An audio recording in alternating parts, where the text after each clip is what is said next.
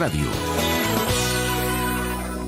A esta hora de la mañana llegan las conversaciones que importan en Cuatro Cabezas. Hay harto movimiento y actividad en el Parlamento. Estábamos conversando sobre la crítica situación de la ISAPRE, que creo que es un tema que está subvalorado por la prensa. Y también, bueno, todas las normas que se están estudiando en el Parlamento respecto de la seguridad a partir del asesinato de los 3 carabineros en Cañete. Para conversar de estas coyunturas, estamos al teléfono con la senadora Jimena Rincón. Senadora, ¿qué tal? Muy buenos días. Muy buenos días, ¿cómo estás tú? Oiga, senadora, ¿qué opina usted de la crisis de la ISAPRE?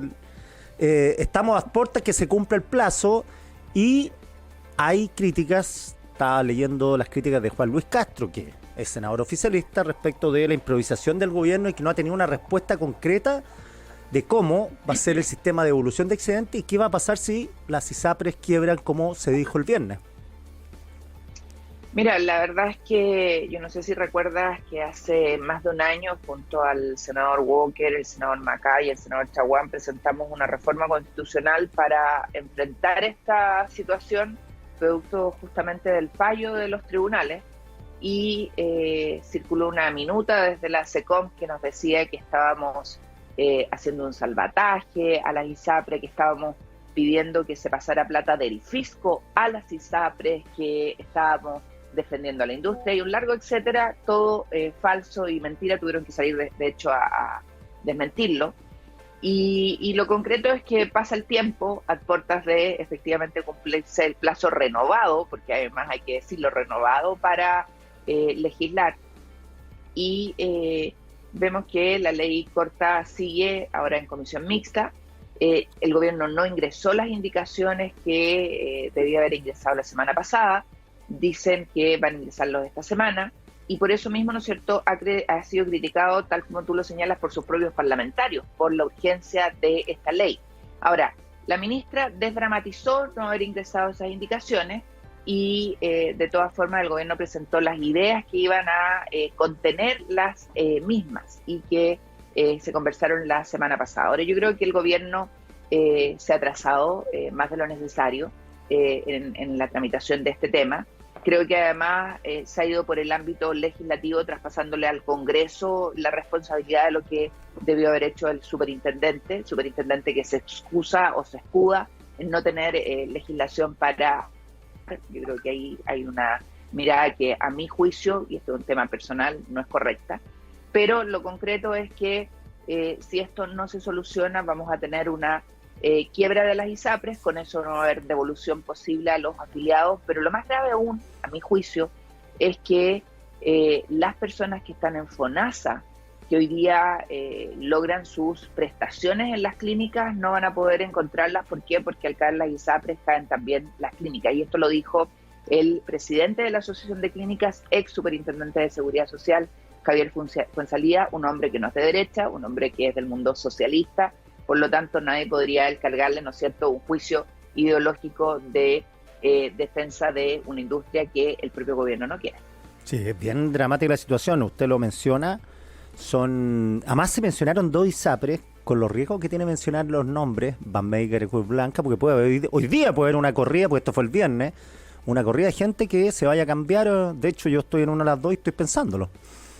La verdad, yo creo que todas, y esto lo he ido chequeando y revisando con los números, todas las ISAPRES, da lo mismo cuál antes, cuál después, pueden entrar en situación crítica. Por lo tanto, eso que tú piensas, sientes, analizas, que me lo han preguntado muchas personas a mí también, que están familiares, que están en una o en otra, y personas, ojo, que también están en FONASA, y me preguntan qué es lo que va a pasar. Y yo les digo, miren, imagínense que el año pasado, 2023, murieron 44.000 personas de FONASA que no tuvieron respuesta a sus demandas de salud. Imagínense lo que puede pasar si esto colapsa, y colapsa en términos integrales. Ya no van a ser 44.000 personas de FONASA, van a ser probablemente el doble del sector público, que no van a poder encontrar solución. ¿Por qué? Porque hoy día, y esto es bueno que lo sepan las personas, de cada 100 personas que necesitan una prestación en salud, 55, o sea, más de la mitad, la logran en el sistema privado de salud, vale decir, en las clínicas. Y a las clínicas, el sector ISAPRE les debe más de 600 millones y el sector público más de 300. Imagínense el colapso que puede significar todo esto. Cambiemos de tema, vamos a otro tema que tampoco es muy... Vamos a otro más fácil, halagueño, claro. No, seguridad. ¿Usted está de acuerdo con esta idea de la justicia militar o no? Mira, yo creo que nuestros diputados se pusieron en el escenario de la situación que vive hoy día el país. Aquí hay un principio básico, y el principio básico en el mundo, y nosotros lo habíamos instalado también, es recomendable, y el principio que rige es que existe igualdad ante la ley y el tener una sola justicia para civiles y para militares, ¿no es cierto? Y por tanto, la justicia militar tiene que actuar solo en temas propios como delitos militares propiamente tal.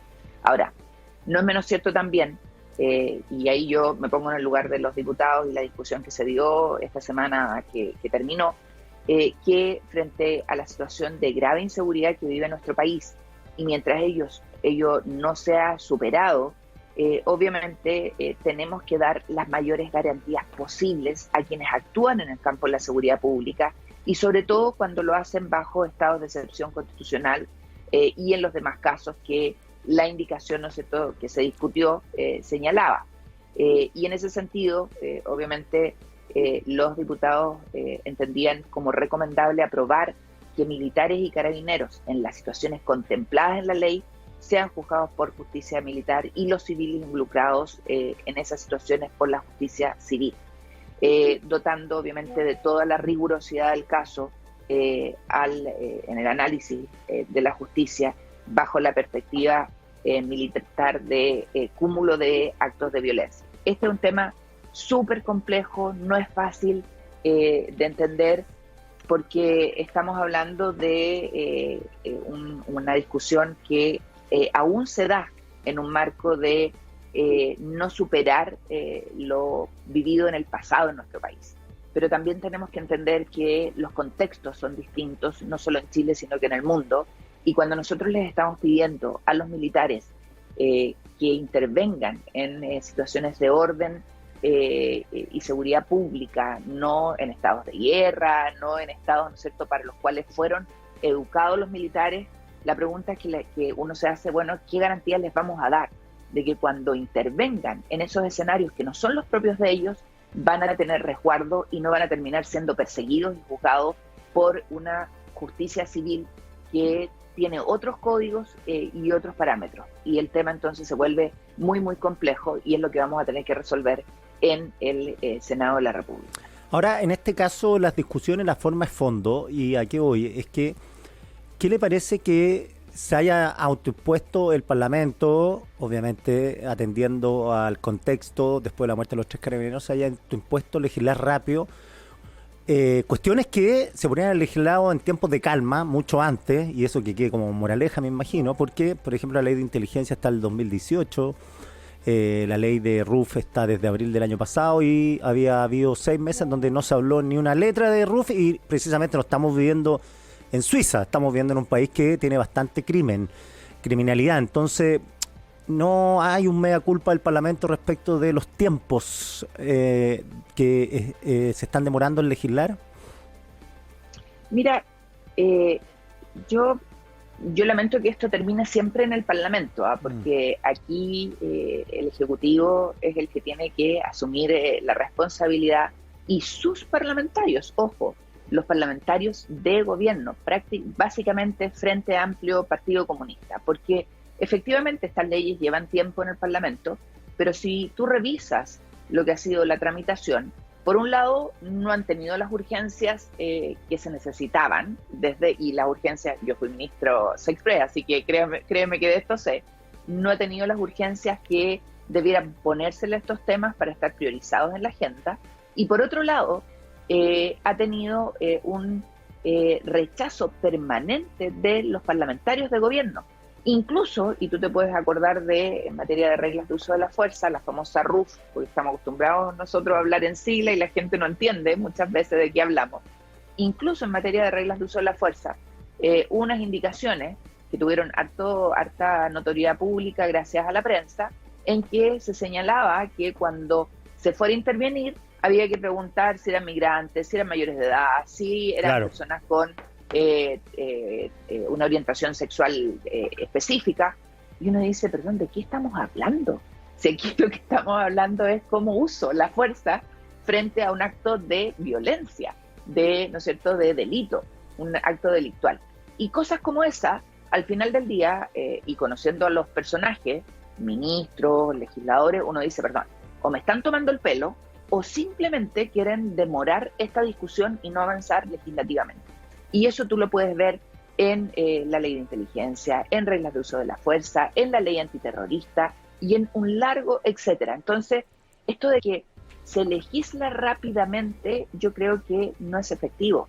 Hoy día se le dio una urgencia por el dramático hecho terrorista vivido con, ¿no es cierto?, los 3 carabineros asesinados. Y si no hubiese ocurrido eso, hubiésemos seguido en esta latencia permanente que llevamos en estas discusiones, que lo único que hacen es angustiar cada día más a la ciudadanía. Mira, yo he estado recorriendo no solo el país y mi región, también mucho la región metropolitana, porque estamos juntando firmas para que Demócrata sea partido en esta región, y la ciudadanía lo que más pide es que vuelva el orden, que vuelva la seguridad, que exista mano dura de parte de la autoridad para enfrentar a los criminales. ¿Por qué? Porque ellos quieren volver a vivir tranquilos. Entonces, yo no le trasladaría la responsabilidad íntegra al Parlamento, sino que miraría primero al gobierno, al ministro de SECPRES y al ministro del Interior, que son los que llevan la agenda en estas materias además específicas. Ahora, siguiendo su línea argumentativa, no ocurre, y también me retrotraigo la ISAPRE, esta parálisis del gobierno, que muchas veces se puede entender por las contradicciones que tienen dentro de la coalición oficialista. La ISAPRE, muchos ven con buenos ojos que caigan. El tema de la seguridad, como dice usted... Está en el programa de gobierno. Claro, entonces... El que desaparezca la ISAPRE. Ya, entonces no lleva la parálisis del gobierno esto, que entre no afectar a un alma del gobierno, porque yo creo que Elizalde y todas están en otra onda que el PC y el Frente Amplio, o algunos sectores del Frente Amplio, ¿no? No sé, las indicaciones de RUF las presentó la ministra Carolina Toá, y no las presentó una persona comunista, y si ella es o tiene un alma distinta, bueno, debiera evaluar que ese tipo de cosas lo único que hace es enredar las discusiones y no permitir avanzar. Y yo creo que eso es algo que es muy importante de señalar. Efectivamente, muchos dicen que hay 2 almas en el gobierno. El otro día leía a un columnista que decía que tiene 3 almas, ni siquiera 2. Pero en concreto, estos temas no se avanzan, y yo creo que ese es el problema, porque al final no le damos espacio a las demandas de la ciudadanía, y terminamos al final con una ministra toda que se enoja, y creo que eso no ayuda. Cuando la ministra se enoja porque no logra los votos que no tiene para hacer lo que Chile no quiere, yo creo que eso no está bien. Eso no habla bien de un ministro de Estado. Creo que necesitamos un ministro que entienda que hay urgencias en el país, que tiene que construir los acuerdos en el Parlamento, pero acuerdos no cualquier precio, acuerdos que permitan resolver los problemas. ¿Qué va a pasar con todos los proyectos que se están discutiendo en el Parlamento, senadora, esta semana? ¿Van a llegar a puerto o ya acabado el ciclo vital de las noticias, se baja la intensidad respecto a los 3 carabineros y ya empiezan las dilaciones respecto de esto? ¿Qué opina usted? Nosotros tenemos acuerdo en el Senado de sacar adelante todo lo que tenga que ver con agenda de seguridad, y por lo tanto esta semana hoy día tenemos a las 9 de la mañana reunión de todos los comités, todos los jefes de las bancadas para ver la tabla de la semana, pero obviamente esa tabla se fija combinando las urgencias que pone el Ejecutivo a las distintas iniciativas, sean mensajes o mociones parlamentarias, y por otro lado las urgencias que el propio Senado ponga encima de la mesa. Y ahí el presidente del Senado, José García, y el vicepresidente Matías Walker han sido muy claros desde el inicio de su gestión que el tema de seguridad va a ser uno de los prioritarios que van a enfrentar como mesa del Senado en su periodo. Ya, o sea, usted ve con optimismo cómo va a fluir esta conversación esta semana, y para arribar ya, porque son la ley antiterrorista, que es bien compleja, ¿no? de discutir. Esa, ¿Sí? sí, esa nosotros la sacamos del Senado, tiene que verla la Cámara ahora, y la RUF tenemos que verla nosotros en el Senado. Y yo soy optimista siempre, pero no sé si mi optimismo alcanza a todos.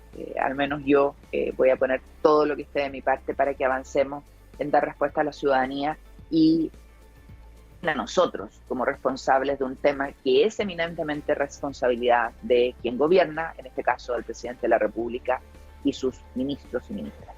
Oiga, ayer estuvo en Mesa Central con Iván Valenzuela Gonzalo Vinter, el diputado, que afirmó que este gobierno, su gobierno, el gobierno de Gabriel Boric, es un gobierno socialdemócrata y que han cambiado los conceptos, dijo, y que este es un gobierno socialdemócrata, cuestión que hace 3 años atrás era imposible que reconociera un frente amplista. ¿Cómo lo ve usted? ¿Usted cree que es un gobierno socialdemócrata?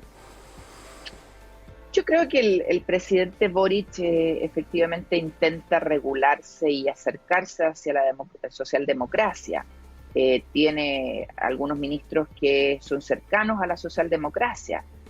Ahora, tiene un problema. Tiene un gobierno donde está el Partido Comunista que intenta darle, al que intenta darle el gusto siempre.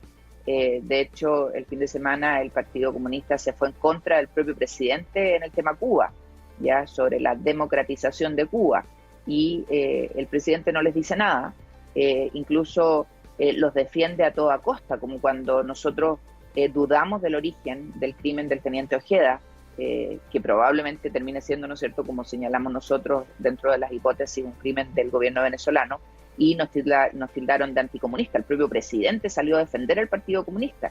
Entonces, este gobierno que protege permanentemente al Partido Comunista a toda costa, y para mí ese es un signo que claramente hace que cueste entender o cueste verlo como socialdemócrata.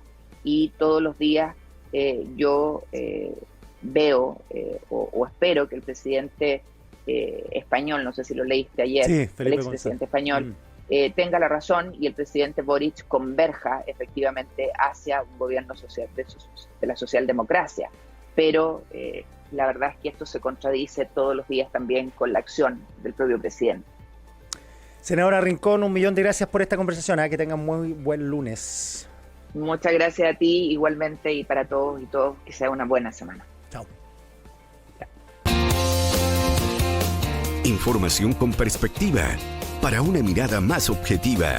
Esto es Cuatro Cabezas, de 13C Radio, con Quique Mujica.